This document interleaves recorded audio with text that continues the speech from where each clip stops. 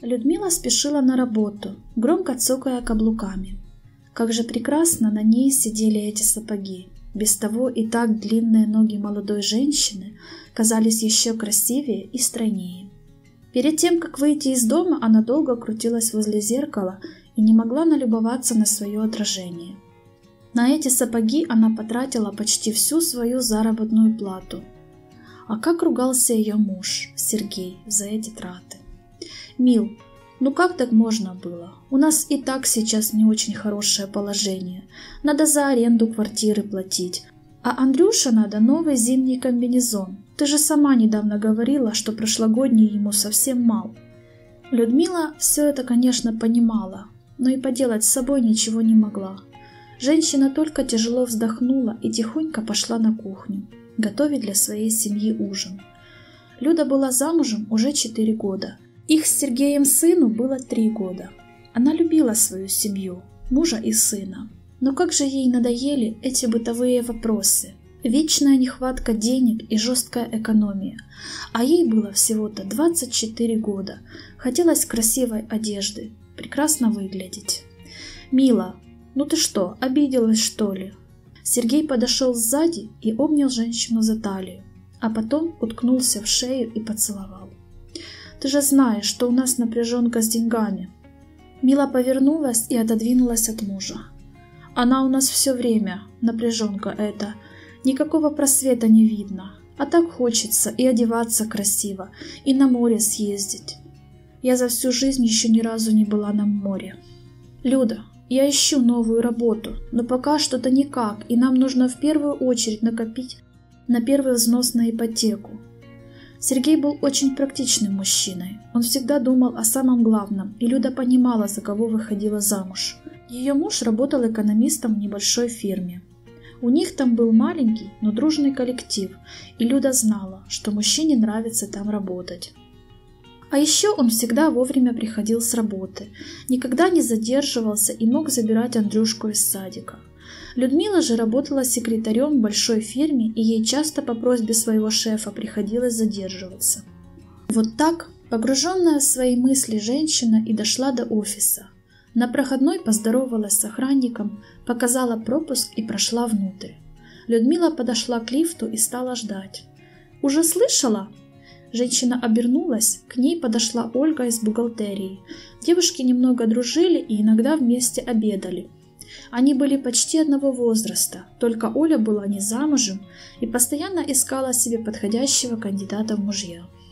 «Что слышала?» – не поняла Люда. «Борис Федорович решил уйти на пенсию», – быстро выпалила она. «Как это? А вот так. Ты-то вообще его личный секретарь и не знаешь? Как так?» Борис Федорович был мужчиной в годах. Но Людмила и не думала о том, что этот деятельный и еще совсем не старый мужчина может уйти. Они с ним прекрасно сработались, тот всегда хвалил Людочку и никогда не повышал на нее голос. «А ты откуда знаешь?» – спросила Люда. «Мне Инесса Сергеевна рассказала вчера вечером», – ответила Ольга. Конечно, Инесса Сергеевна была главным бухгалтером, правой рукой Бориса Федоровича, а значит узнавала обо всем первой. Эта женщина была в курсе всех событий, одной из первых. «А кто же теперь на его место придет?» – спросила Люда. «Вот, не было печали», – подумала женщина. «А вдруг с новым директором у нее не сложится хороших отношений? Или того хуже, он придет с новым секретарем?» Хорошее настроение женщины пропало, как будто его и не было. «Говорят, кого-то уже назначили, сегодня знакомить будут», – проговорила Ольга. Лифт остановился на нужном этаже, и молодые женщины вышли. По коридору уже туда-сюда ходили люди, и было очень оживленно. «Похоже, уже все обсуждают главную новость дня», — сказала Ольга и направилась в сторону своего кабинета. Потом обернулась и добавила: «Давай на обеде вместе в кафе сходим, поболтаем». «Хорошо», — ответила Людмила. Мила зашла в приемную и повесила пальто в шкаф. Эта новость никак не выходила у нее из головы, стало как-то тревожно на душе. Молодая женщина поправила прическу, подкрасила губы и включила свой рабочий компьютер. Приемная была большая и светлая. Стоял стол Люды, шкаф для одежды и документов, а также удобный диван для посетителей директора с журнальным столиком. Борис Федорович зашел в приемную. Следом шел мужчина лет 35. «Доброе утро, Люда!» – поздоровался с ней шеф. «Ты уже, наверное, слышала новость, что я ухожу на пенсию?» «Здравствуйте, Борис Федорович!» «Да, слышала», – ответила она и вздохнула. «Да не вздыхай ты так, вот познакомься, это Иван Сергеевич, наш будущий директор. Пока я дорабатываю, он будет перенимать все дела». «Приятно с вами познакомиться», – пролепетала Людмила. «Здравствуйте», – улыбнулся Иван Сергеевич. «Надеюсь, мы с вами будем так же плодотворно работать, как вы работали с Борисом Федоровичем», – сказал мужчина, и они сразу зашли в кабинет директора. Людмила облегченно вздохнула. «Вроде бы новый директор нормальный на первый взгляд», – подумала женщина, – «и работать хочет со мной плодотворно. Значит, нового секретаря не планирует принимать». Ближе к обеду позвонила Ольга и сказала, что будет ждать Люду в кафе. Молодая женщина быстро накинула пальто и вышла из приемной. Кафе было буквально в пару шагов от офиса, и когда Люда зашла, Ольга тут же помахала ей рукой. Ее коллега уже успела раздеться и устроиться за столиком. Людмила подошла и села напротив. «Ну как он? Ты его видела?» – нетерпеливо спросила она. «Кто?» – не поняла сначала женщина. «Да как кто? Новый директор, конечно!» – ответила Ольга. «Мужчина средних лет, высокий брюнет», – сказала Люда и пожала плечами. «Кольцо есть?» «Оль, ты неисправима», – засмеялась женщина. «Конечно, тебе хорошо смеяться, у тебя муж и сын, а мне тоже замуж охота. А если мужчина будет директором, так это будет приятный бонус», – мечтательно сказала она. Молодые женщины еще немного поболтали, съели по салату и пошли на рабочее место. Весь оставшийся день Людмила крутилась, как белка в колесе. К директору то и дело приходили сотрудники, начальники различных подразделений. Они носили папки с документами, что-то громко объясняя. Под вечер женщина ужасно устала. Люда вышла из офиса выжатой, как лимон. Уже стемнело и шел небольшой снег. Женщина пошла к автобусной остановке. На тротуаре стало скользко, и Людмила то и дело подсказывалась. Очень красивые сапоги, которые так радовали ее с утра, оказались не очень удобными для такой погоды. Женщина в очередной раз поскользнулась и полетела на тротуар. Она замахала руками, сумка отлетела в сторону, а женщина встала на коленки и задержалась руками. «Только этого не хватало», — сказала громко Людмила. В это же время у тротуара затормозил черный внедорожник. Из машины вышел мужчина и помог Люде встать. «Людмила», — обратился он к ней, — «что же вы так неосторожно?» Мила обернулась на мужчину и, к своему ужасу, узнала своего будущего директора. «Иван Сергеевич, это вы?» – пролепетала она и покраснела. «Давайте я вас подвезу, а то еще потеряю такого ценного кадра, как вы», – предложил мужчина. «Спасибо большое, но я сама доберусь», – ответила Люда и немного смутилась. С коллегами-мужчинами Людмила старалась держать дистанцию. Во-первых, она была замужем. Во-вторых, еще романов на работе ей не хватало. Людмила поднялась и стала потирать коленку. Все-таки ударилась она больно. Иван Сергеевич поднял ее сумку и открыл дверь автомобиля. Молодая женщина села на переднее сиденье.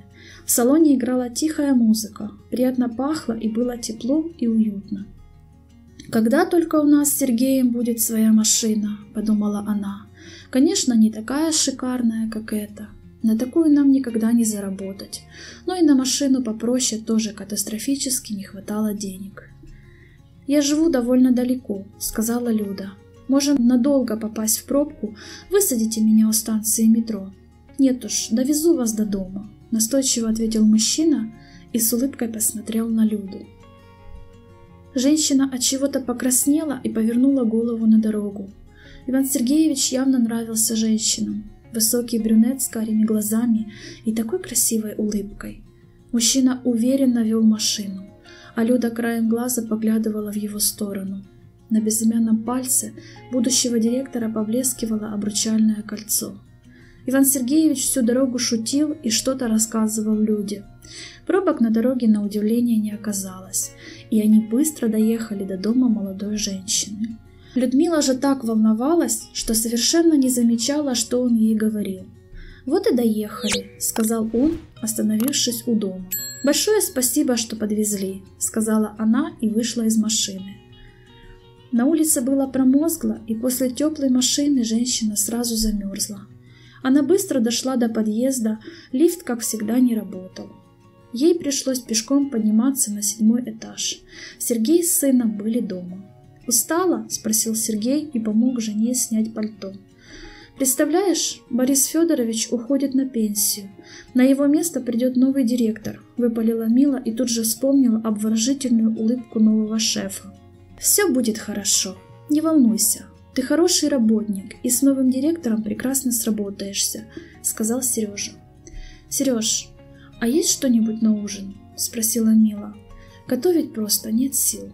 «Иди мой руки, я пельмени сварил и салат нарезал», — ответил мужчина. Они поужинали, а потом смотрели кино, лежа в обнимку на диване.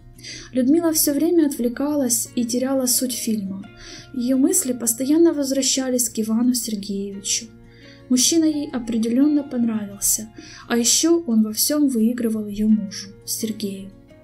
Через несколько дней Бориса Федоровича провожали на пенсию всем коллективом. Мужчина пригласил всех в ресторан. Иван Сергеевич сел рядом с Людмилой и весь вечер за ней ухаживал, а когда были медленные мелодии, несколько раз приглашал ее танцевать. Мужчина был не только хорош собой, но еще и очень обходителен и прекрасно двигался. Сергей же танцевать отказывался совсем. С того вечера Люда все больше думала об Иване Сергеевиче. Он даже снился ей по ночам. А Сергей, наоборот, раздражал ее все больше и больше, и постоянные денежные проблемы только способствовали нарастающему скандалу в семье. «Интересно, а какая у него жена?» — сказала она как-то Ольге в обеденный перерыв. «Наверное, молодая, шикарная женщина. У такого мужчины иначе быть не может. А тебе-то что? У тебя муж, ребенок, все отлично». Людмила тяжело вздохнула и глотнула кофе.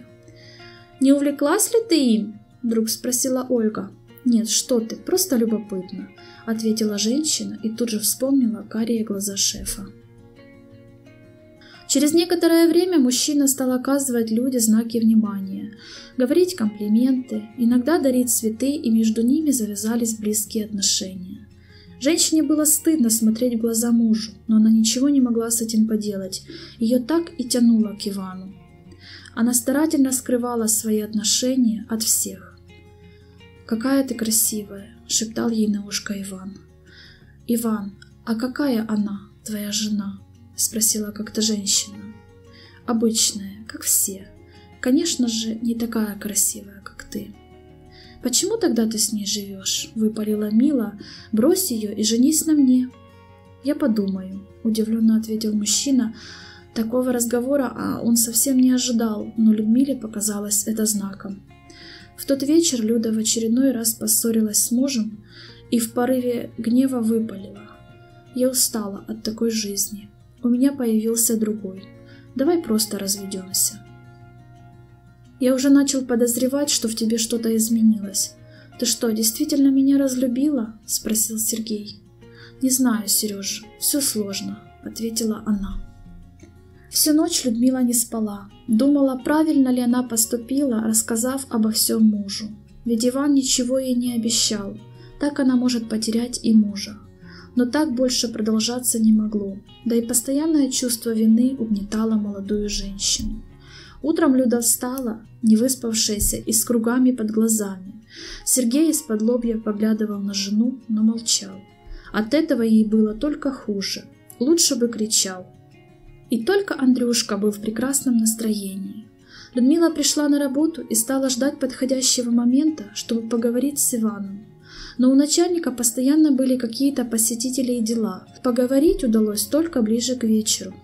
«Милочка, какие у тебя планы после работы?» — игриво спросил Иван Сергеевич. «Ты сегодня весь день как-то напряжена. Что-то случилось?» «Иван, я сказала мужу о наших с тобой отношениях», — не стала тянуть с разговором Людмила. «Зачем?» — непонимающе спросил он. «Ну, я так больше не могу, и у тебя с твоей женой отношения тоже не очень». «Тебя не должны волновать мои отношения с женой», — резко ответил он. «Но», — протянула женщина, — «никаких «но». Мы с тобой просто хорошо проводим время. И все. Я развожусь с мужем, а ты не любишь свою жену. Женись на мне». «Что ты мелешь?» — крикнул он. «Не собираюсь я ни с кем разводиться. Моя жена — дочь влиятельного человека. Только благодаря ей я оказался в этом кресле. А еще у тебя сын. Неужели ты думаешь, я буду воспитывать чужого ребенка?» Людмила часто моргала, стараясь не зареветь. Сейчас она увидела Ивана совсем с другой стороны. Его лицо исказилось злобой, глаза метали молнии. Молодая женщина не знала, что в ответ на такое сказать. «Думаю, дальше мы не сможем с тобой вместе работать», — сказал мужчина, развернулся и вышел из кабинета с гордо поднятой головой. Люда быстро написала заявление об увольнении и отнесла его в отдел кадров. Собрала свои личные вещи и вышла из приемной, последний раз окинув кабинет взглядом. Молодая женщина брела по улице и незаметно добралась до маминой квартиры. На улице уже стало темнеть. Она подняла голову, на кухне горел свет. Родителям Людмилы было около 50 лет. Она была у них единственным ребенком. Молодая женщина поднялась к ним на 3-й этаж и позвонила в звонок. Дверь открыли почти сразу. «Милочка, это ты? Что-то случилось?» — воскликнула ее мама. Тут уж Людмила не выдержала и громко зарыдала. «Давай, заходи скорее, что стоишь на пороге?» Она завела дочь в квартиру и закрыла за ней дверь. «Пап дома?» — спросила Люда. «Нет, он задерживается на работе. Только что звонил, предупредил меня. Ну что случилось-то?» «Мама, я изменила Сергею со своим начальником». «Как это?» — опешила женщина. «Ведь Сережа такой хороший. Он так любит тебя и Андрюшу. Я такая дура, он был такой обходительный, весь такой ухоженный, на дорогой машине, а я так устала от вечного безденежья. Нет ни квартиры своей, ни машины. Да я себе недавно сапоги купила, мы даже из-за них повздорили. Все у вас будет, вы еще так молоды, просто забудь и все, живи дальше». «Он не простит, я рассказала все Сереже, надеялась, что Иван женится на мне». «А вот тут ты действительно дура», — ответила она и нахмурилась. «Пришлось еще и с работы уволиться», — тихо проговорила Люда. «Можно я поживу у вас немного с Андрюшей, а потом видно будет, что делать дальше?» «Сначала ты должна поговорить с мужем», — твердо сказала женщина. «Я не могу, мне стыдно смотреть ему в глаза. Он такой хороший, всегда заботился о нас, а я...» — законючила Мила. «Сейчас же перестань, возьми себя в руки и иди проси прощения. И вообще, мы тут с отцом из кожи вон лезем, в долги влезли, помочь им хотели, а ты...» Женщина поджала губы и отвернулась. «Что вы?» Шмыгнула носом Мила и посмотрела на мать. «Иди, умойся, соберись, и тогда скажу», — жестко ответила женщина.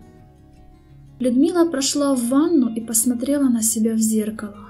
Глаза покраснели, вся косметика растеклась, волосы взъерошены.